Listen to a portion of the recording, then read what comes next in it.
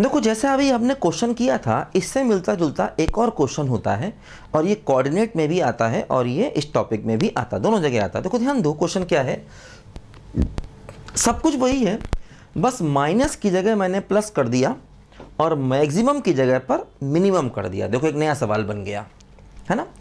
यहाँ पर माइनस था पिछले क्वेश्चन में, मैंने प्लस कर दिया और यहाँ पर मैक्सिमम था, मैंने मिनिमम कर दिया। ए और बी पॉइंट्स वैसे ही दिए गए। देखो ध्यान दो, अब हमें क्या करना है, इस प्लस की मिनिमम वैल्यू चाहिए।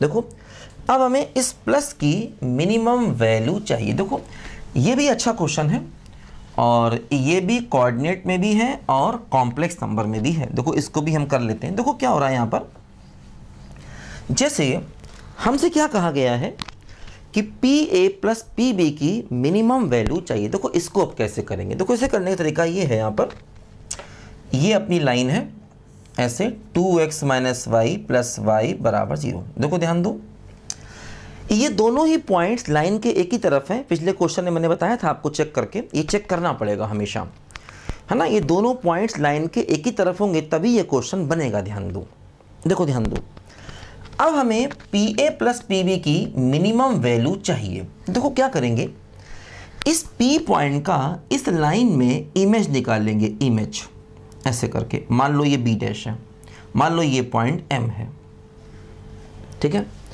क्या करेंगे, देखो PA प्लस PB की हमको, है ना, PA प्लस PB की हमको मैक्सिमम मिनिमम वैल्यू चाहिए। हमने क्या किया, देखो इस B का इसमें इमेज निकाला।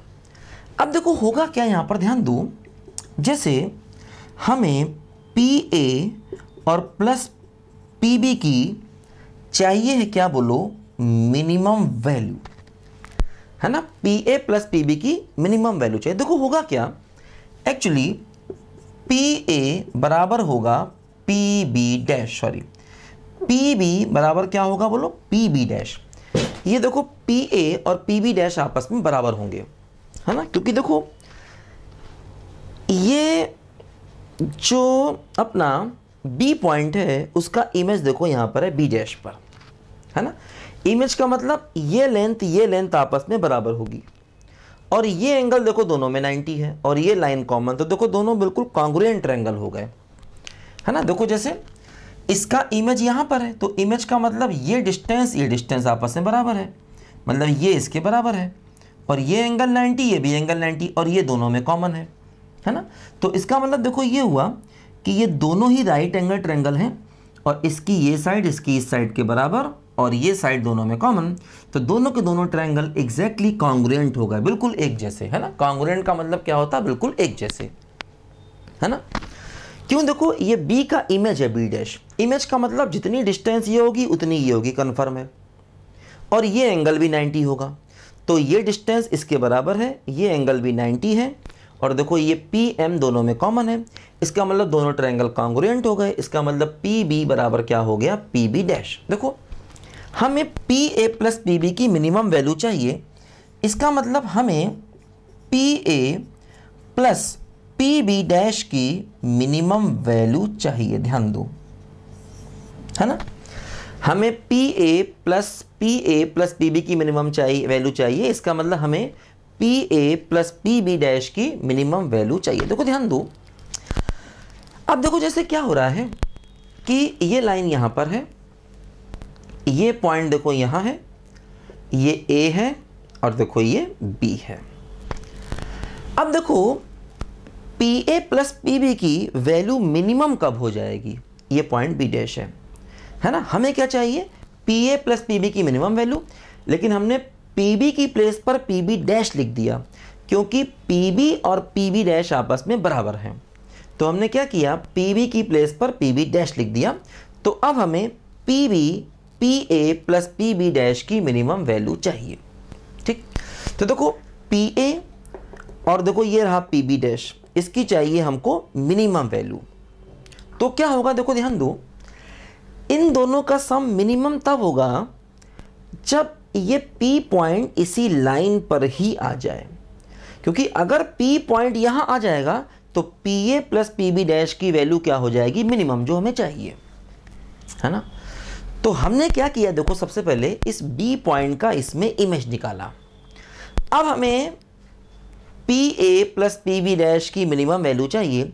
देखो P A plus P B dash की वैल्यू मिनिमम तभी होगी जब पी पॉइंट यहाँ पर आ जाए, क्योंकि अगर पी पॉइंट यहाँ पर आ गया तो देखो ये पी ए और प्लस पी बी डैश की वैल्यू मिनिमम हो जाएगी। इसका मतलब ये पी पॉइंट क्या हो गया, इस गिवन लाइन देखो ये है इस गिवन लाइन, और देखो ए तो मालूम ही है क्या 4, -2, बी डैश चाहिए होगा, बी डैश चाहिए होगा। बी डैश क्या है, बी डैश है इस पॉइंट का इस लाइन में इमेज, है ना। बी डैश क्या है बोलो, इस पॉइंट का इस लाइन में इमेज, और अगर वो इमेज निकाल लें तो क्या होगा, हमें बी डैश मिल जाएगा। बी डैश मिल जाएगा तो हम इस लाइन का इक्वेशन निकाल लेंगे और इस लाइन का इक्वेशन निकाल लेंगे, दोनों का पॉइंट ऑफ इंटरसेक्शन निकाल लेंगे, क्योंकि हमें पी पॉइंट चाहिए और वो पी पॉइंट क्या हो गया, फिर से इसी लाइन पर आ गया वापस, क्योंकि अगर वो इस लाइन पर होगा तभी इन दोनों का सम क्या होगा, मिनिमम होगा जो हमें चाहिए। ठीक, तो अब हमें जरूरत किसकी है बोलो, बी डैश की। बी डैश की, बी डैश क्या है, इसका इसमें इमेज। देखो एक कॉन्सेप्ट होता है कोऑर्डिनेट में, हमने पढ़ा है या नहीं पढ़ा कोई बात नहीं। देखो दोनों केस में, जैसे मान लो एक पॉइंट है x1 y1 और ये एक लाइन है ax plus b y plus c बराबर 0। अगर आपको इस पॉइंट का इस लाइन में इमेज चाहिए, इमेज, तो मान लेते हैं इमेज xy है, मान लिया है ना। इस पॉइंट का इस लाइन में इमेज चाहिए तो इमेज निकालना, देखो इसका तरीका दो क्या होता है, इसको हमने xy मान लिया तो x minus x1 upon A equal to y minus y1 upon B equal to -2 ax1 plus b वाई1 प्लस सी अपॉन ए स्क्वायर प्लस बी स्क्वायर। ध्यान दो, देखो इससे हमें x मिल जाएगा और y मिल जाएगा, ध्यान दो, है ना। इससे हमें x मिल जाएगा और इससे हमें y की वैल्यू मिल जाएगी। ठीक है, देखो जैसे यहाँ पर हमें वही काम करना है।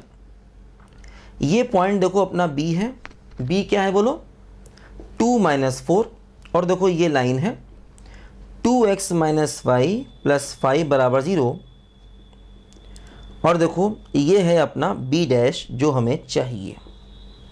ठीक, देखो यही वाला कॉन्सेप्ट लगाएं, क्या देखो x minus x1 x minus 2 upon a मतलब लाइन में x का कोफिशिएंट। देखो ध्यान दो क्या हो रहा है, x minus x1 upon a मतलब x का coefficient, y minus y1 upon B equal to -2 x y की जगह पर ये पॉइंट रखा अपॉन ए स्क्वायर प्लस बी स्क्वायर किया। ध्यान दो, देखो x minus x1 upon A equal to y minus y1 upon B, ठीक, इक्वल टू -2, है ना, -2। अब दो क्या करेंगे, एक्स वाई की जगह पर ये पॉइंट रखो, देखो ax1 प्लस बी वाई1 प्लस सी मतलब एक्स वाई की जगह पर ये पॉइंट पुट कर दो। देखो x की जगह रखो 2 तो 4, y की जगह रखो -4 तो +4 प्लस 5, है ना, -2, x की जगह रखा 2, y की जगह रखा -4, ठीक,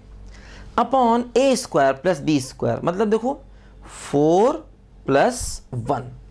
ठीक है, देखो यहाँ से क्या मिला, x minus 2/2 y plus 4y minus 1। देखो यहाँ से क्या मिला, है ना, इस फार्मूले को लगाया। ये इमेज निकालने का एक फार्मूला है जो हम लोग कोऑर्डिनेट में पढ़ते हैं। कोई बात नहीं, यहाँ पढ़ लिया और भी कई जगह काम आएगा, और वैसे भी ये इंपॉर्टेंट कॉन्सेप्ट है, आईटी भी कई बार इसको पूछता है। इसी से देखो फुट ऑफ परपेंडिकुलर भी निकल जाता है, जैसे यहाँ पर ये पॉइंट भी निकल जाएगा, वो तब बस यहाँ से -2 हटा दो, सॉरी यहाँ से 2 हटा दो, माइनस रहने दो, है ना। अगर हमें f निकालना हो फुट ऑफ परपेंडिकुलर तो यहाँ से 2 हटा दो, बाकी सब कुछ वही रहेगा। तो यहीं से फुट ऑफ परपेंडिकुलर को निकालने का भी फार्मूला बन जाता है। ठीक है, इसी को हमने लगाया। अब देखो इससे क्या हुआ, 13 और 2 माइनस का 26 और बाई 5, देखो ऐसे आ गया, है ना। 4 4 8 और 5, 13 और 2 माइनस का 26 अपॉन 5। देखो इन दोनों को लिया, किसको किसको, x minus 2/2 minus 26/5 cross multiply किया, 5x माइनस 10 बराबर माइनस का 52, तो 5x बराबर माइनस का 42।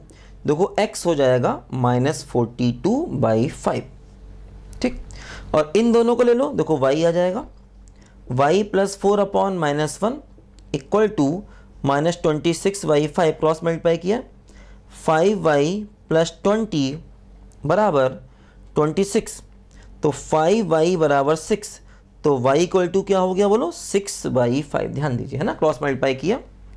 ठीक, अब देखो xy का मतलब देखो ये b डैश आ गया, b डैश क्या है बोलो -42/5 और कॉमा 6/5, देखो b डैश आ गया।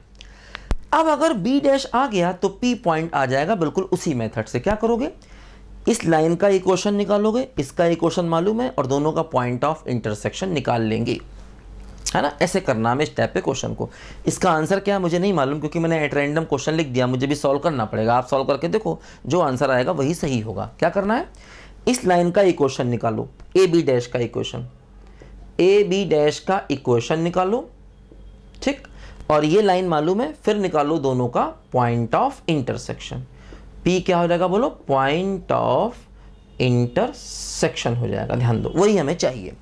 तो इस प्रकार के देखो दो क्वेश्चन है, एक मिनिमम वाला एक मैक्सिमम वाला, दोनों ही हम आसानी से कर सकते हैं। ये कॉन्सेप्ट ध्यान रखना, अच्छा कॉन्सेप्ट है, काफ़ी इंपॉर्टेंट क्वेश्चन है ये।